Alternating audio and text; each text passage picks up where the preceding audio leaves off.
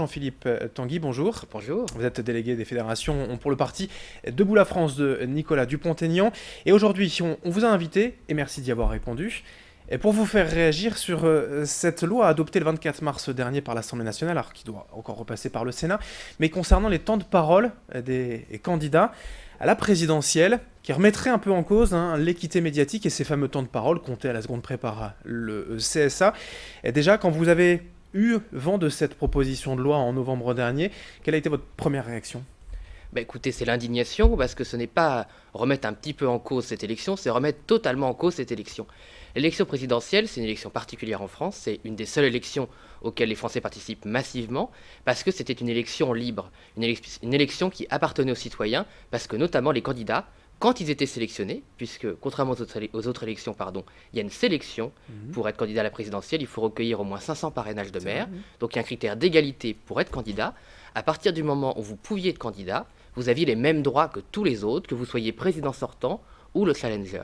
Et vous savez, en France, on l'a vu aux dernières régionales, il y a quand même un étouffement de la démocratie, les gens ont l'impression de voir tout le temps les mêmes figures, et on casse les 5 dernières semaines. Il faut quand même savoir qu'il restait en France seulement 5 semaines sur 260 où les candidats étaient traités de la même façon. C'est quand même pas beaucoup pour assurer la démocratie. Alors aujourd'hui, voilà, la remise en cause, c'est de voir que sur les 2 semaines précédant finalement la campagne officielle, il n'y ait plus ces règles d'équité. Voilà, les médias pourraient faire un peu ce qu'ils veulent. Forcément, ce sont les partis entre guillemets minoritaires, en tout cas ceux dont on entend le moins parler, qui seraient directement concernés, tels Debout la France. C'est surtout les partis alternatifs.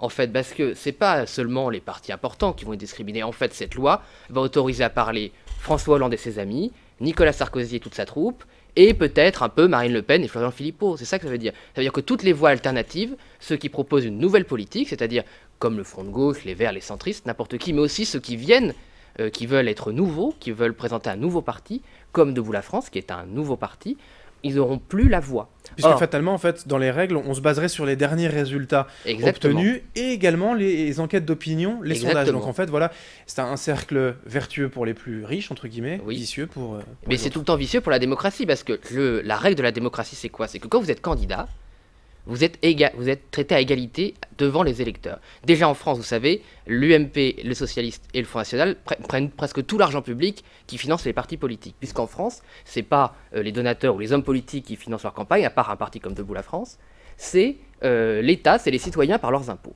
Donc déjà, ils ont tout l'argent public pour faire leur campagne, l'argent des Français, ils ont déjà tout le temps de parole, il restait seulement 5 semaines. Et ces 5 semaines-là, ils veulent les réduire, on dit 2 semaines, mais en fait, c'est pas 2 semaines, c'est 12 jours. Donc à 12 petits jours. Comment voulez-vous qu'on parle à égalité et qu'on parle de toutes les questions importantes pour la France en seulement 12 jours, sachant qu'il n'y a pas beaucoup de politique à la télé ? L'un des arguments du gouvernement de cette loi, c'est en fait de défendre une certaine forme de simplicité du débat, voilà. Cette égalité, cette équité nuirait à la couverture de la présidentielle. On parlerait finalement moins dans les grands médias, les grandes chaînes, TF1, France 2, de la présidentielle, à cause de l'équité.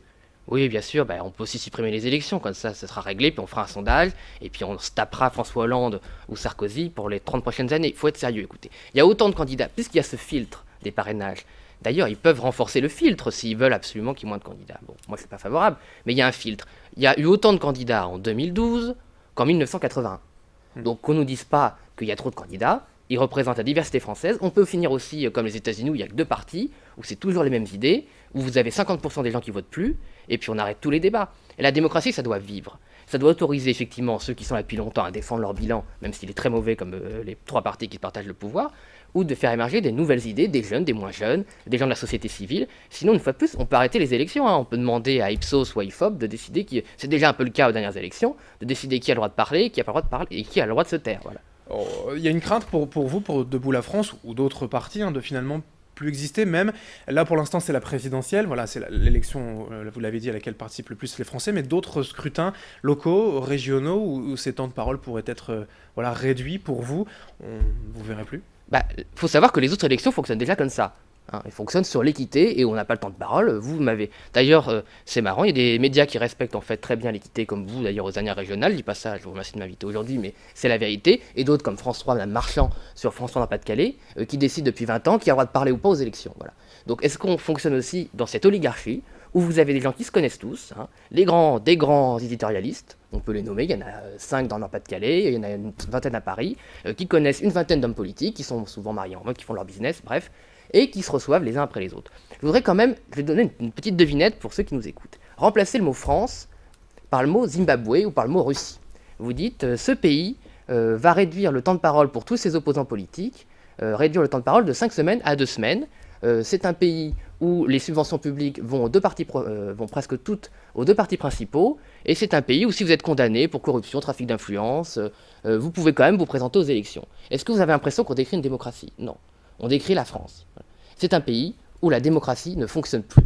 Et on le voit bien, les Français se sont détournés des élections, ils s'abstiennent massivement, ou ils votent blanc ou ils votent nul. On a eu un record d'abstention et de vote nul et blanc en dernière régionale. Pourquoi ?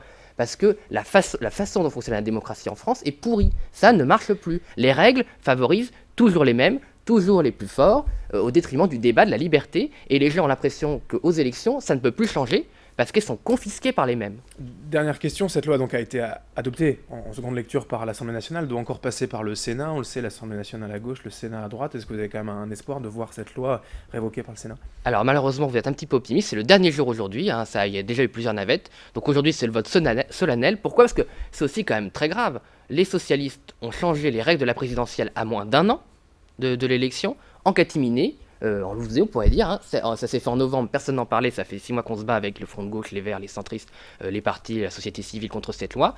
On en parle seulement depuis 2 semaines, je vous remercie d'en parler, mais il faut savoir qu'aujourd'hui c'est le dernier jour, donc la loi n'a pas réussi à passer, donc à force de refus du Sénat et aussi de la commission paritaire mixte, elle doit passer à la majorité absolue des suffrages. Les socialistes ont perdu cette majorité à force de perdre les partiels, donc peut-être que cette loi ne va pas passer, j'espère qu'elle ne va pas passer. Je remercie aussi les citoyens qui sont mobilisés, il y a plus de 100 000 personnes qui ont signé une pétition en ligne, vous pouvez encore la signer sur change.org. Voilà, il y a beaucoup de mobilisation sur la dernière ligne droite, et je déposerai personnellement, au nom de Debout la France et de Nicolas Dupont-Aignan, un mémorandum d'annulation, de censure, devant le Conseil constitutionnel. Eh bien, c'est noté. Merci, Jean-Philippe. Merci à vous. Bonne journée. Délégué des fédérations de Debout la France, d'être venu réagir donc, par rapport à cette loi et donc de réduction de l'égalité des temps de parole à la présidentielle. Merci à vous de nous avoir suivis sur Grand Lille TV. Dans un instant, l'information continue.